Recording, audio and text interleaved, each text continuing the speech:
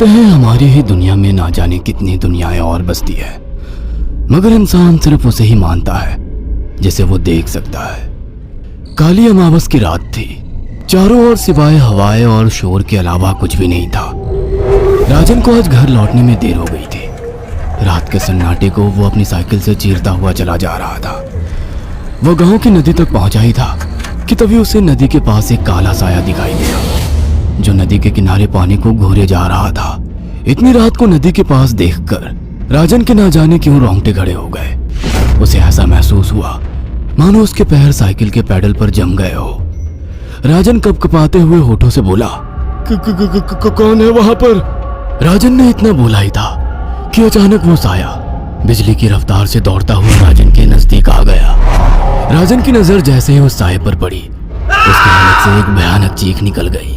इस घटना के 1 महीने बाद अर्जुन का सारा ध्यान ड्राइविंग पर था। उसकी पत्नी शिखा कार में ड्राइविंग सीट के बगल में बैठी हुई एक मैगजीन पढ़ रही थी। शिखा ने मैगजीन रखकर अर्जुन की ओर देखकर कहा, और कितनी दूर रह गया है तुम्हारा गांव अर्जुन? बस थोड़ी दूर रह गया है, आधे घंटे में हम पहुंच जाएंगे। तुम्हारे चेहरे पर इतनी टेंशन क्यों है? टेंशन क्यों नहीं होगी शिखा, मैंने अपनी माँ को बगैर बताए तुमसे लंदन में शादी जो कर ली। पता नहीं माँ तुम्हें देखकर कैसे रिएक्ट करेगी। डोंट वरी अर्जुन, मुझ पर भरोसा रखो। तुम्हारी माँ को मनाने की जिम्मेदारी मेरी है। आई होप शिखा ऐसा ही हो। यकीन मानो अगर ऐसा हुआ ना तो मेरे ऊपर से एक बहुत बड़ा बोझ उतर जाएगा। अब मुस्कुरा भी दो यार। अच्छा, तुम बता रहे थे कि गांव में तुम्हारी बहुत बड़ी हवेली बनी हुई है। कुछ बताओ ना अपनी हवेली के बारे में। अरे 15 मिनट में हम वैसे भी पहुंचने वाले हैं, तुम खुद देख लेना। कुछ ही देर में अर्जुन अपने गांव वीरपुर अपनी हवेली में खड़ा हुआ था। अर्जुन की मां अर्चना देवी अर्जुन के स्वागत के लिए हवेली के बाहर खड़ी हुई थी। अर्जुन ने दौड़कर अपनी मां के पैर छुए और डरते हुए बोला, ये शिखा है मां, मेरी पत्नी। हम दोनों ने लंदन में शादी कर ली। अर्जुन की बात सुनकर अर्चना देवी मुस्कुराकर बोली, कोई बात नहीं बेटा, एक ना एक दिन तो तुझे शादी करनी ही थी। इतना बोलकर अर्चना ने अपनी बहू को गले लगा लिया और वो अंदर आने का इशारा करती हुई वहां से चली गई। अर्जुन को अपनी माँ का ये बिहेवियर देखकर बहुत ज्यादा हैरत हुई। उसे उसकी माँ इस बार बहुत बदली हुई सी लगी। अर्जुन पूरे 10 साल बाद लंदन से आया था। अर्जुन उन्हीं ख्यालों में खोया हुआ था कि उसके कानों में उसकी पत्नी शिखा की आवाज टकराई। अब क्या बाहर ही खड़े रहने का इरादा है क्या? अंदर नहीं चलोगे? कौन से ख्यालों में गुम हो गए? मुझे लगा था माँ को मेरी शादी के बारे में जानकर बुरा लगेगा, मगर माँ को तो जैसे कोई फर्क ही नहीं पड़ा। अजीब आदमी हो, ये तो अच्छी बात है। मुझे मेहनत करने की जरूरत ही नहीं पड़ी। चलो अब अंदर भी चलो। अर्जुन और शिखा अंदर की ओर चले गए। अर्जुन ने देखा कि उसकी हवेली में सन्नाटा पसरा हुआ था। उसे याद था कि उसकी हवेली में बहुत सारे नौकर चाकर हुआ करते थे। डाइनिंग टेबल पर डिनर के दौरान अर्जुन अपनी माँ से जो बोला वो सुन उसकी पत्नी शिखा और रहस्यमय अंदाज में मुस्कुराकर लगातार देखे जा रही थी। माँ, हवेली के सारे नौकर कहाँ गए? मैंने सबको छुट्टी दे दी बेटा। लेकिन क्यों माँ, तुम्हें तो काम करने में बहुत ज्यादा तकलीफ होती होगी। नहीं बेटा, मुझे कोई तकलीफ नहीं होती। कुछ वक्त से मुझे सुकून और सन्नाटा अच्छा लगता है। अर्जुन इससे पहले अपनी माँ से कुछ कहता कि उसकी माँ ने उसे बोलने से रोक दिया।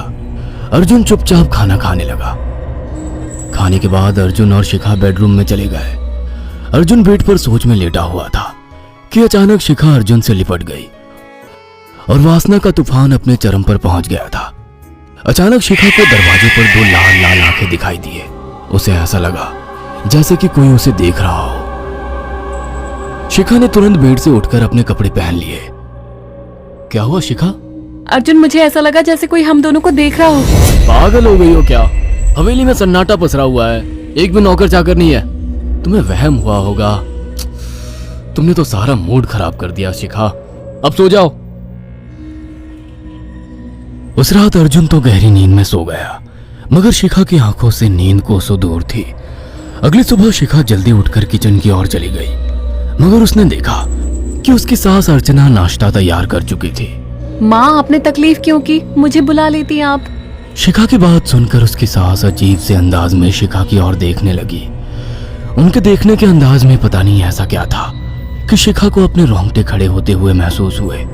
अर्चना धीरे धीरे करीब कदमों से शिखा के करीब आकर बोली, कोई बात नहीं बेटी, तुम्हें अब यहीं रहना है।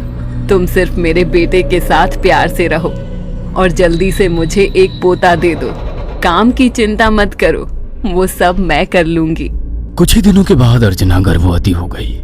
उसे हवेली में रहते हुए 6 महीने से ज्यादा वक्त हो चुका था और इन 6 महीनों में उसने नोट किया कि जब से वो गर्भवती हुई है, उसकी सास अचानक से आकर उसके पेट पर हाथ फेरने लगती और अजीब से अंदाज में उसके पेट को घूरने लगती।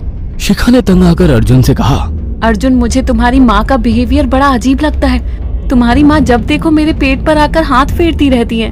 अरे माँ को अपने पोते के आने का बेसब्री से इंतजार है शिखा, इसमें अजीब लगने वाली क्या बात है? मैं तुम्हें कैसे समझाऊं? मैंने माँ की आंखों में एक अजीब सी चमक देखी है। कैसी चमक? शिखा के मुंह से अचानक से एक अल्फाज निकल गया, जैसे किसी डायन की आंखों में होती है। शिखा की बात सुनकर अर्जुन का गुस्सा 7वें आसमान पर पहुंच गया। वो गुस्से से चीखते हुए बोला, खबरदार शिखा, आगे एक शब्द मेरी माँ के खिलाफ मत निकालना, नहीं तो मुझसे बुरा कोई नहीं होगा। तुम्हें शर्म आनी चाहिए शिखा। जब से तुम यहाँ पर आई हो तब से मेरी माँ तुम्हारी कितनी चिंता करती है। वह तुम्हें समय से खुद नाश्ता बनाकर देती है, खाना देती है, यहाँ तक कि हवेली की साफ सफाई भी वो अकेली करती है। क्या बोलूं अब तुमसे, शर्म आती है मुझे तुम्हें अपनी पत्नी कहते हुए। इतना कहकर अर्जुन गुस्से से कमरे से निकल गया। शिखा अर्जुन से बहुत कुछ कहना चाहती थी मगर कह नहीं पाई। उसने महसूस किया था कि चाहे कितनी भी तेज आंधी और तूफान आए, मगर हवेली के अंदर धूल की एक परत तक नहीं जमती थी और दिन ब दिन अर्चना के चेहरे की झुर्रियां कम होती जा रही थी। ऐसा लगता था मानो वो जवान हो रही हो। शिखा के अब 9 महीने कंप्लीट हो चुके थे और एक रात अचानक उसे प्रेगनेंसी पेन होने लगे। वो दर्द से तड़पने लगी। ये देखकर अर्जुन घबरा गया। वो दौड़ा दौड़ा माँ को बुलाकर लाया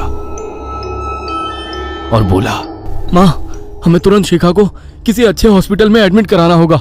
अर्जुन ने देखा कि उसकी माँ ने उसकी बात को सुना ही नहीं। वो तो बस शिखा के गर्भ की ओर आंखें फाड़ फाड़ कर देखी जा रही थी।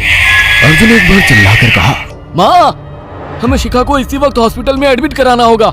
नहीं, शिखा की डिलीवरी हॉस्पिटल में नहीं, इसी हवेली में होगी। लेकिन इस हवेली में आपके और मेरे अलावा कोई नहीं है। तभी शिखा दर्द से तड़पने लगी। अर्चना ने अपने बेटे को धक्के देकर कमरे से बाहर निकाल दिया और दरवाजा बंद कर लिया। अर्जुन हक्का बक्का रह गया। अर्जुन दौड़ता हुआ गांव की ओर गया। उसने देखा कि गांव में एक पेड़ के नीचे गांव के सभी बुजुर्ग इकट्ठे थे। उनके हाथों में जलती हुई मशालें थीं। अर्जुन उनके पास पहुंच गया और बोला, मेरी मदद कीजिए, मेरी बीवी को प्रेगनेंसी दर्द हो रहे हैं। आप प्लीज किसी दाई को बुला लीजिए, जितना पैसा चाहिए देने को मैं तैयार हूँ। तभी उसके कानों में गांव के सरपंच की आवाज टकराई, बेवकूफ लड़के, तू अपनी बीवी को एक डायन के यहाँ पर मरने के लिए छोड़ आया। क्या कहना चाहते हैं आप? आप जानते हैं आप क्या कह रहे हैं? वही जो तू सुन रहा है। तेरी माँ एक डायन है। इन गांव वालों के हाथों में जो मशाले देख रहा है ना, हम तेरी ही हवेली में आग लगाने जा रहे थे। तेरी माँ ने इस गांव में ना जाने कितने नौजवानों को मार कर खाया है। तेरी माँ एक डायन है। लगता है आपका दिमाग खराब हो गया है। आप जानते भी हैं मैं कौन हूँ? हाँ, मैं जानता हूँ। तू ठाकुर धीरेन्द्र प्रताप का बेटा है। तेरे पिता को शक हो गया था कि तेरी माँ एक डायन है, इसीलिए उन्होंने तुझे हमेशा उससे दूर रखा। पहले तेरी माँ ने तेरे पिता को मारा और धीरे धीरे करके वह हवेली के सारे नौकरों को मार कर खा गई और फिर गांव वालों को भी मारने लगी। और अब तो तेरे होने वाले बच्चे को खाएगी, क्योंकि डायन को नवजात शिशु का मांस खाना बहुत पसंद होता है। अगर मेरी बात पर यकीन नहीं है तो चलकर मेरे साथ तो खुद अपनी आंखों से देख ले। इतना कहकर सरपंच अर्जुन को लेकर हवेली की ओर चल पड़ा। उसके पीछे कई लोग थे जो जलती मशाले पकड़े हुए थे। हवेली के अंदर घुसकर उन्होंने उस कमरे के दरवाजे को तोड़ दिया जहां पर शिखा थी। कमरे का मंजर देखकर अर्जुन के रोंगटे खड़े हो गए। उसने देखा कि उसकी माँ एक बेहद भयानक रूप में उसके बच्चे का मांस खा रही थी और उसकी पत्नी शिखा फर्श पर मरी हुई पड़ी थी और पूरा फर्श खून से लाल था। अर्जुन को अपनी आंखों पर यकीन नहीं आ रहा था कि तभी उसकी माँ उसके ऊपर झपटी। सरपंच ने चीखकर कहा, अरे इस डायन को आग लगा दो, जिंदा जला दो इसे और साथ ही इस हवेली को भी। सभी लोगों ने जलती हुई मशालें डायन के ऊपर फेंक दी। देखते ही देखते डायन दर्द से चीखने और चिल्लाने लगी और कुछ ही देर में वो जलकर राख हो गई। हवेली में आग लगते ही सभी लोग अर्जुन को खींचकर बाहर ले आए। अगले दिन अर्जुन अपनी पत्नी की यादें साथ लेकर आंखों में आंसू लिए दोबारा लंदन वापस चला गया। अगर आपको हमारी ये कहानी पसंद आई हो तो इसे लाइक और शेयर करना ना भूलें।